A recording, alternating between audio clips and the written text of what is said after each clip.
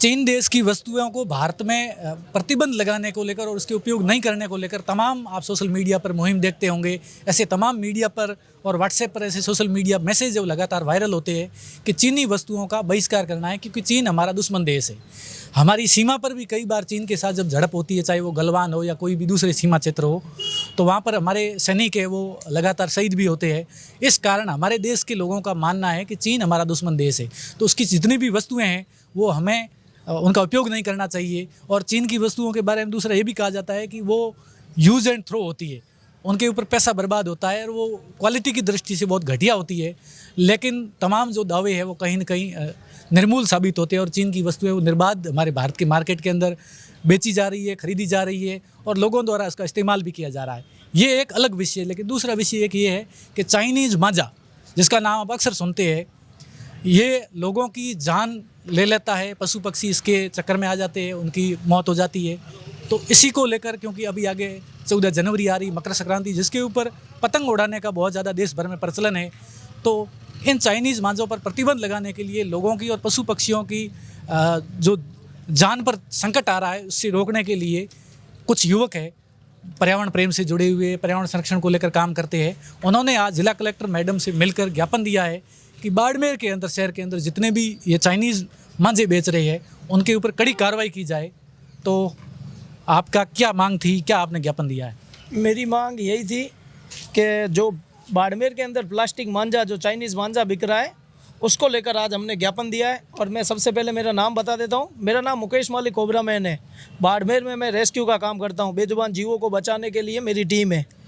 तो अभी आज हमने मैडम को ज्ञापन दिया है कि हमारे पास रोज़ाना के अब 10 से 12 जो केस आ रहे हैं, रोज़ाना के केस आ रहे हैं कि कोई पंछी कहाँ लटक गया, कोई पंछी कहाँ कट के मर गया, ये सारे केस आ रहे हैं हमारे पास। और आज तो 2 केस ऐसे आए जिनके अंदर बताया गया हमें कि प्लास्टिक मांझे के कारण इंसानों के ऊपर भी, जो गले के ऊपर से होते हुए निकला, तो ज़्यादा जनहानि नहीं हुई, लेकिन ये है कि उनके भी थोड़ा बहुत नुकसान हुआ।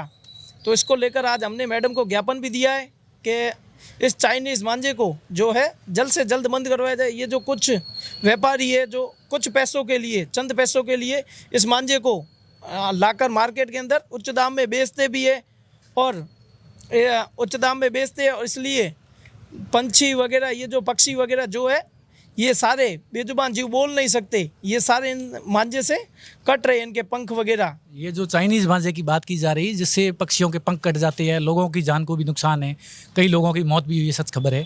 तो क्या इसका कोई विकल्प है, भारतीय विकल्प है जो कम खतरा हो? क्योंकि लोग मकर संक्रांति है, पतंग उड़ाने का रिवाज है, वो तो उड़ा बिना रहते नहीं है, बच्चे तो बिल्कुल और नहीं रहते।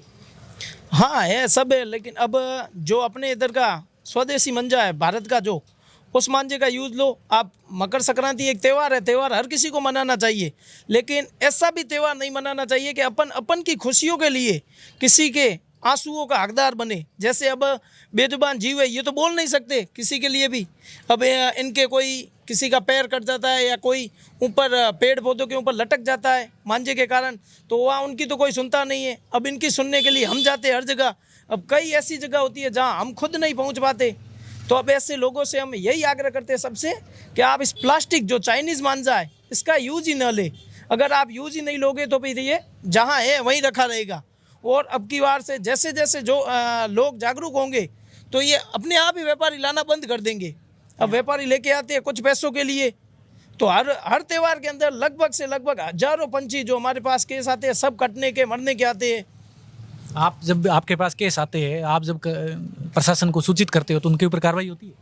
अभी तक तो कोई कार्रवाई होती नहीं है। कुछ पैसे, अब इनका ये रहता है कि मांझा तो जब पकड़ लिया जाता है और थोड़ी देर में यही खबर मिलती है, वो खुद ही कहते हैं कि मांझा हमारा तो छोड़ दिया।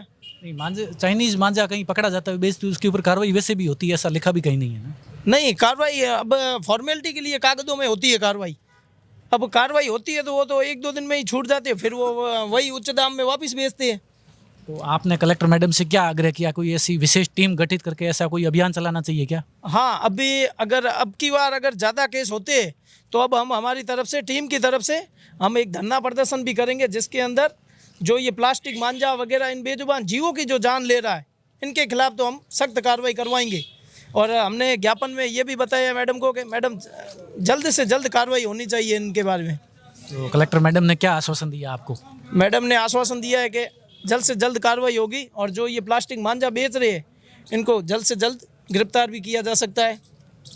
तो ये मुकेश माली है, कोबरा मैन है, जो कोबरा को रेस्क्यू भी करते हैं और पशु पक्षियों की रक्षा के लिए लगातार अभियान चलाते हैं। बाड़मेर में 10 सालों से बेजुबान जीवों को बचा रहा हूँ, तो मैं लगभग 10,000 से ज़्यादा बेजुबान जीवों को बचा चुका हूँ। तो इन्होंने आज इन पशु पक्षियों की रक्षा के लिए और इंसानों की भी रक्षा, क्योंकि कई इंसानों के भी मरने की खबरें लगातार आप चाइनीज़ मांझे से कटकर होने की सुनते रहते हैं, तो इसके खिलाफ चाइनीज़ मांझे की बिक्री के खिलाफ इन्होंने कलेक्टर मैडम को ज्ञापन दिया है और अपनी बात रखी है। मरुधरा से खुद को जोड़ने के लिए सब्सक्राइब करें और बने रहें पीके टाइम्स के साथ।